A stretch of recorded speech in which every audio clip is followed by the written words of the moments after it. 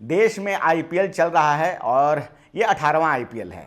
पिछले आईपीएल अगर आप देखते हैं तो आपको पता चलता है कि महेंद्र सिंह धोनी कितने सफल खिलाड़ी रहे हैं और किस प्रकार से सफल कप्तान भी रहे हैं और उन्होंने कई आईपीएल ट्रॉफी जीती है। लेकिन इस बार जो है उनकी हालत खराब है, वो अंक तालिका में उनकी टीम जो है सबसे निचले पायदान पे है।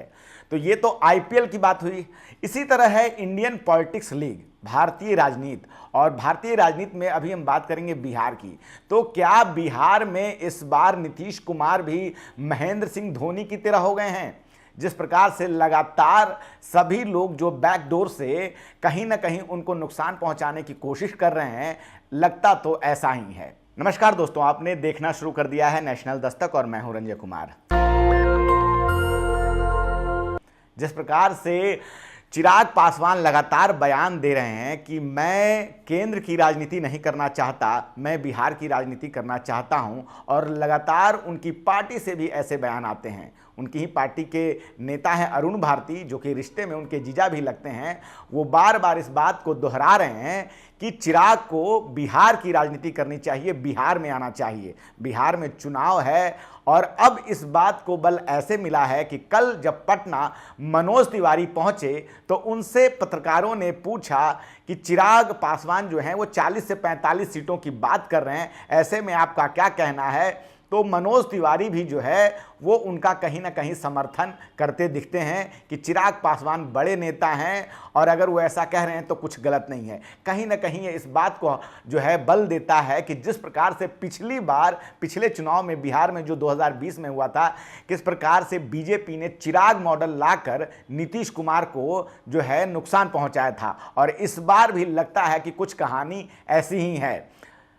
भाजपा के जो नेता हैं वो लगातार इस बात को बयान देते हैं कि चुनाव जो है वो मुख्यमंत्री नीतीश कुमार के नाम पर ही लड़ा जाएगा, लेकिन मुख्यमंत्री कौन बनेगा इस पे कोई बात नहीं होती है। अभी जब 24 अप्रैल को जब बिहार के मधुबनी में रैली थी, उस दौरान भी प्रधानमंत्री मोदी मौजूद थे और साथ में नीतीश कुमार भी थे, और ऐसा कहा जा रहा था कि शायद जो है आज मुहर लग जाएगी, नीतीश कुमार के चेहरे का ऐलान हो जाएगा, लेकिन ऐसा नहीं हुआ। और अब ऐसे में चिराग पासवान द्वारा जो बार बार ये कहा जा रहा है कि 40 से 45 सीटों से कम पर तो बात बनेगी नहीं, और ऐसे में सीटों का बंटवारा कैसे होगा? बीजेपी 100 से कम सीटों पे लड़ेगी नहीं, जेडीयू 100 से कम सीटों पे लड़ेगी नहीं, और उसके बाद बचते हैं 43 सीटें। बिहार में 243 सीटें हैं, लेकिन अगर एनडीए घटक दलों की बात करें हम, तो उसके बाद उपेंद्र कुशवाहा भी हैं और जीतन राम मांझी भी हैं। वो भी लगातार जो है 25-25 सीटों की बात कर रहे हैं, और चिराग पासवान इधर 40 से 45 सीटों की बात कर रहे हैं।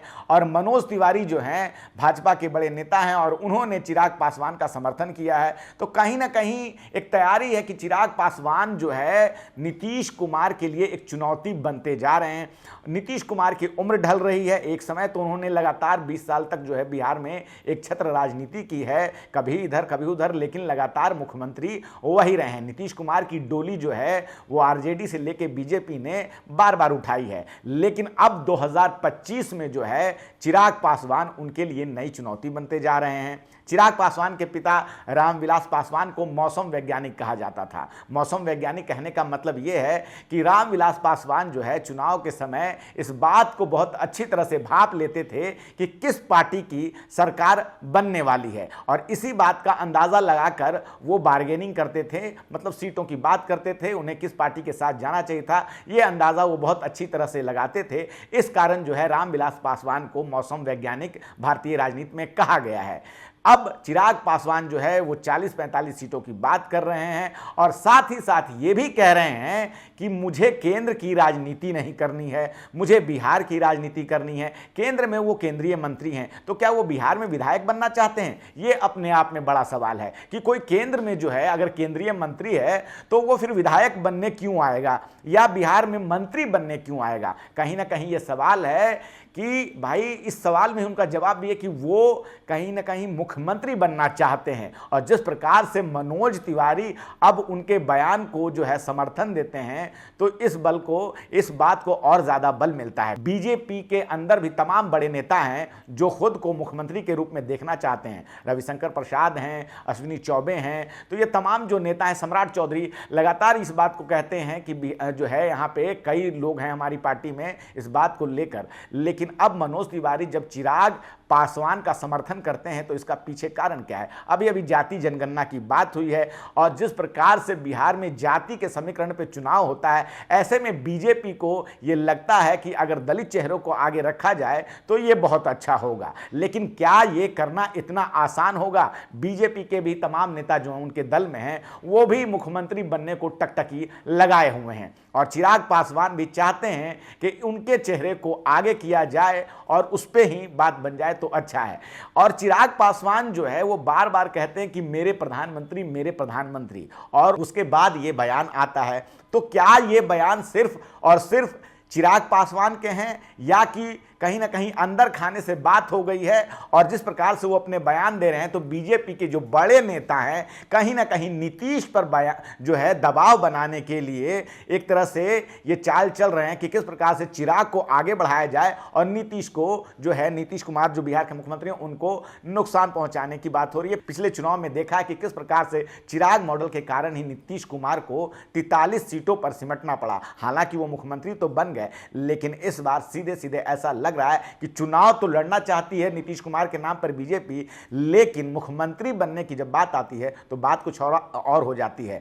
और जिस प्रकार से चिराग पासवान को प्रधानमंत्री मोदी का समर्थन प्राप्त होता है, ऐसे में यह सवाल उठता है कि क्या ये बयान सिर्फ उनके हैं या पीछे से अमित शाह और मोदी का उनको समर्थन पूरा प्राप्त है। फिलहाल इस वीडियो में इतना ही, धन्यवाद। दस्तक की आपसे गुजारिश है कि अगर इसको बचाना चाहते हैं तो नेशनल दस्तक को सब्सक्राइब करने के लिए रेड कलर के सब्सक्राइब बटन को दबाएं, फिर बेल आइकन की घंटी दबाएं। नेशनल दस्तक को बचाने के लिए बहुत जरूरी है कि हर खबर को शेयर करें, लाइक करें, कमेंट जरूर करें।